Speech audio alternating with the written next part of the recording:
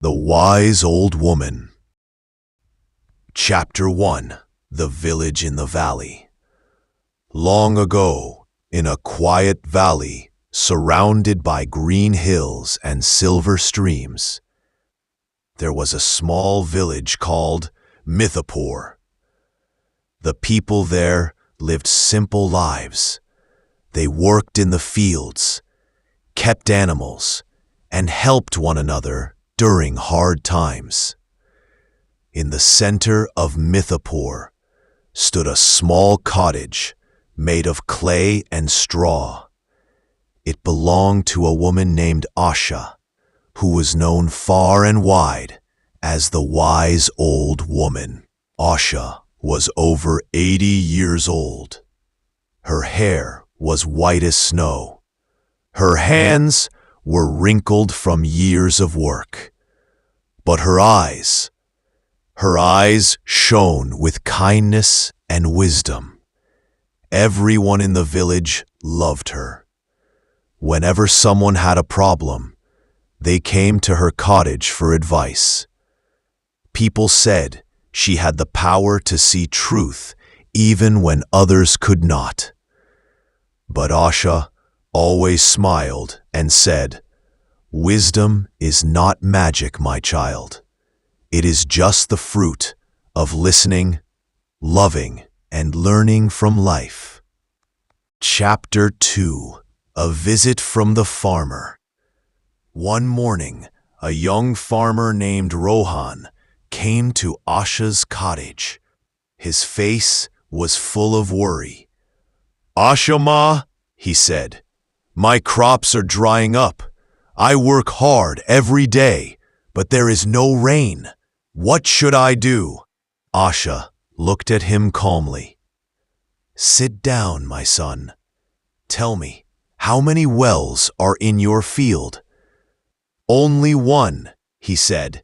"It is old and shallow." "Then," said Asha, "dig another one, but not alone. Call your neighbors to help.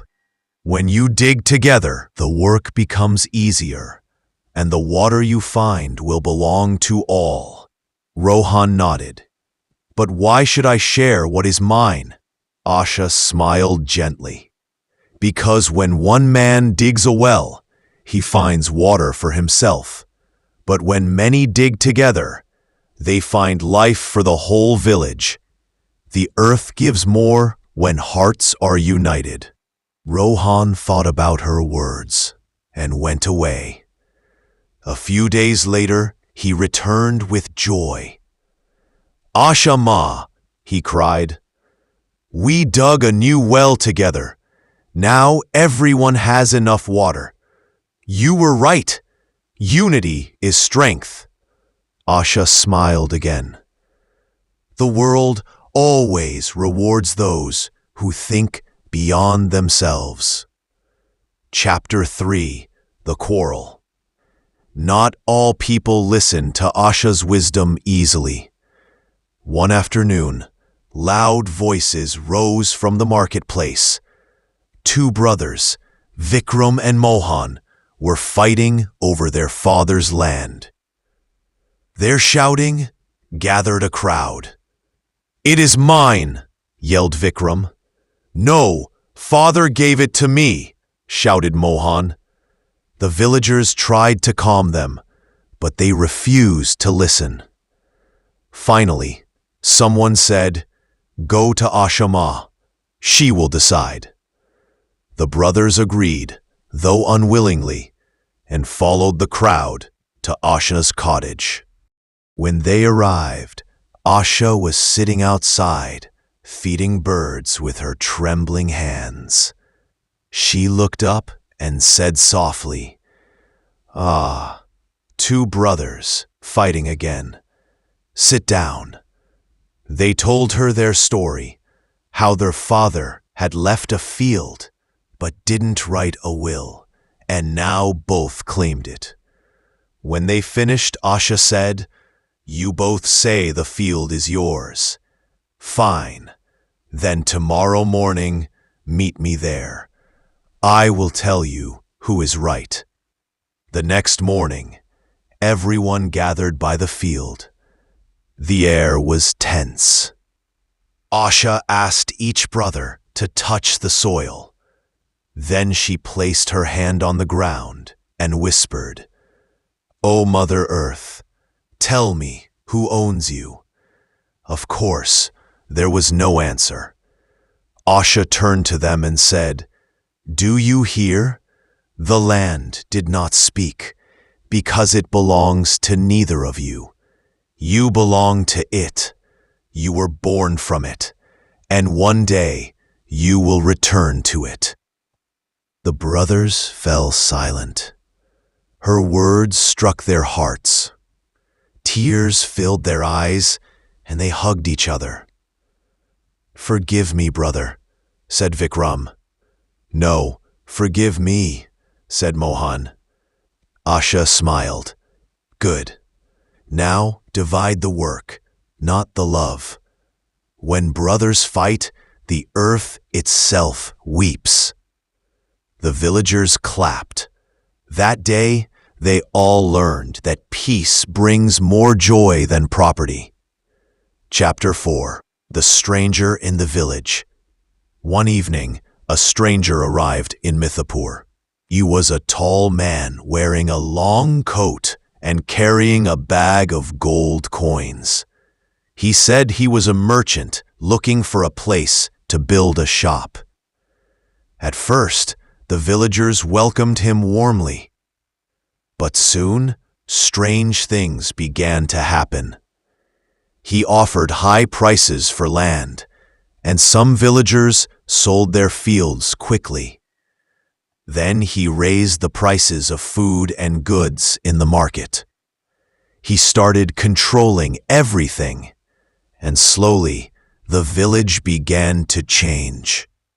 The poor became poorer, and the rich became greedy. Arguments started, and people who once shared food began to close their doors. Asha watched silently. One morning, she went to the merchant's shop and said, "My son, your business is good, but your heart is not. Why do you turn my people against each other?" "Ha!" The merchant laughed. "Old woman, I'm not hurting anyone. I'm just making money." Asha replied gently, "Gold may fill your pocket, but it empties your soul. Be careful, or your greed will burn everything, including you." He ignored her warning. Months passed, and one night a fire broke out in the market. It started from the merchant's warehouse and spread quickly. His gold, his goods, everything burned to ashes. The next morning, the merchant stood crying in front of his burnt shop. The villagers, despite all he had done, came to help him. Asha brought him water and said, "Now you see, my son, you lost your gold, but you gained something greater, the love of those you tried to deceive.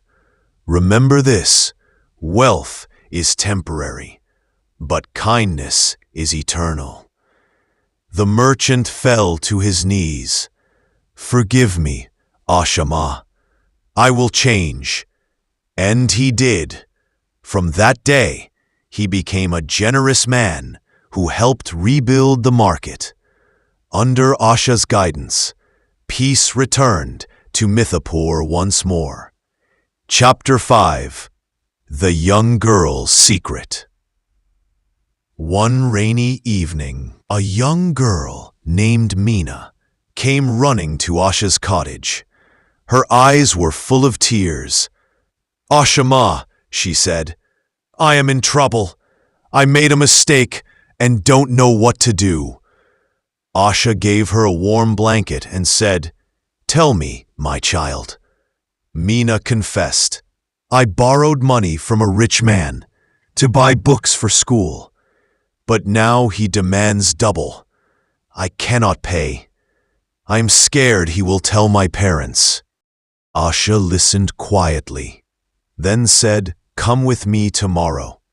The next morning, Asha took Mina to the rich man's house. The man was proud and arrogant. "She owes me money," he said. "If she cannot pay, she must work for me." Asha looked at him calmly. "How much did you lend her?" 10 coins, he said. "And how much is she giving you back?" 20, he said proudly. "I am a businessman." Asha smiled. "Then let us play a game. If I can prove that kindness is more valuable than profit, will you forgive her debt?" The man laughed. "Fine, old woman. Try." Asha took out a small box and opened it. Inside was a single grain of rice. "This," she said, "is the seed of kindness. If you plant greed, it will die in your hands. But if you plant kindness, it will feed generations. Now tell me, which one do you want to plant in your heart?" The man stared at the grain in silence. Her words broke his pride. Finally he said, "You are right. I was wrong." He tore the debt paper and said, "You owe me nothing." Mina cried with joy and touched Asha's feet. "You saved me, Asha Ma. How can I ever thank you?" "By helping others when your time comes," Asha said. "That is how wisdom travels from heart to heart." Chapter 6. The Famine. A few years later, a terrible famine struck the valley. The rain stopped for many months. Crops dried up. Rivers became dust, and hunger spread everywhere. People were frightened. They came to Asha and begged, "Tell us what to do, Asha Ma. We have no food left." Asha said, "Go and open your hearts. Bring whatever you have, a handful of rice, a few vegetables, anything. Let us share it." The villagers obeyed. They brought what little food remained and placed it before her. Asha mixed everything in a large pot and cooked a stew. Everyone sat together, and she served each person a bowl. When the last person was fed, Asha smiled. "See, my children, alone none of us had enough. Together, we have more than we need." The villagers wept with gratitude. "You have saved us once again, Asha Ma." But Asha shook her head. "I did not save you. You saved yourselves through unity and love." Her words spread to nearby villages, and soon, people from far away came to learn from her. They called her not just wise, but holy. Chapter 7. The King's Challenge. One day, the king of the region, a proud and young ruler, heard about Asha. He did not believe that an old woman could be so wise. He sent a message. "Tell Asha, the wise old woman, to come to my palace. I wish to test her." When Asha arrived, the king said, "Old woman, if you are truly wise, answer my 3 questions. If you fail, you must admit you are a fool." Asha nodded calmly. "Ask your questions, my king." The king smiled. First, what is the strongest thing in the world? Asha replied, Truth, my king, because everything else fades, but truth never dies. The king frowned. Second, what is faster than wind? Asha said, Thought. It travels where even wind cannot reach. The king leaned forward. And third, what is more precious than gold? Asha smiled. A pure heart. For gold can buy comfort, but only a pure heart can bring peace. The court fell silent. The king stood up and bowed. You have answered wisely, Ashama. I am ashamed of my pride. You have taught me more than my teachers ever did. He gave her a bag of gold, but Asha refused. Use it to feed your poor people, she said. That will make you truly great. Chapter 8. The Last Lesson. Years passed, and Asha grew older and weaker. One winter morning, she called the villagers to her cottage. My children, she said softly, my time is near. I have lived long, and I am happy, but I want to leave you with my last lesson. Tears filled their eyes as they gathered around her bed.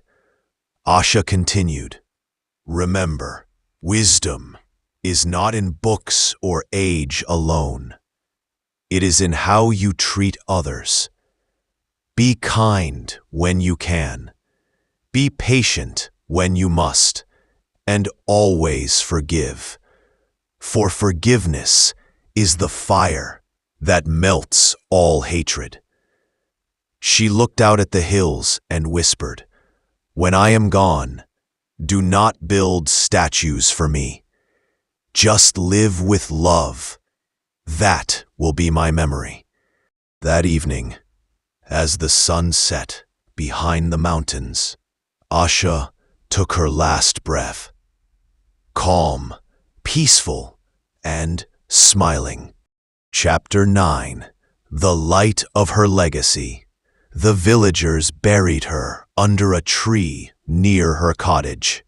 They built a small stone with her words engraved.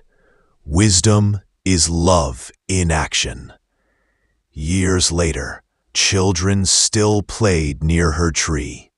Whenever someone faced trouble, they would say, What would Asha Ma have done? And somehow, they always found the right answer. Her stories were told in every home, in every heart.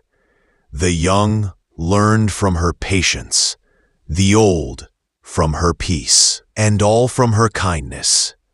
Mithapur became known as the village of the wise old woman. And when the wind blew through the trees, people said it carried Asha's voice, whispering, Be gentle, be kind.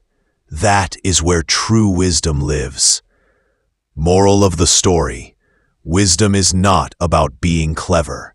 It is about being kind, humble, and understanding. The wise old woman taught that love, unity, and truth are greater than wealth or power. Her life reminds us that even one good heart can guide 1,000 souls.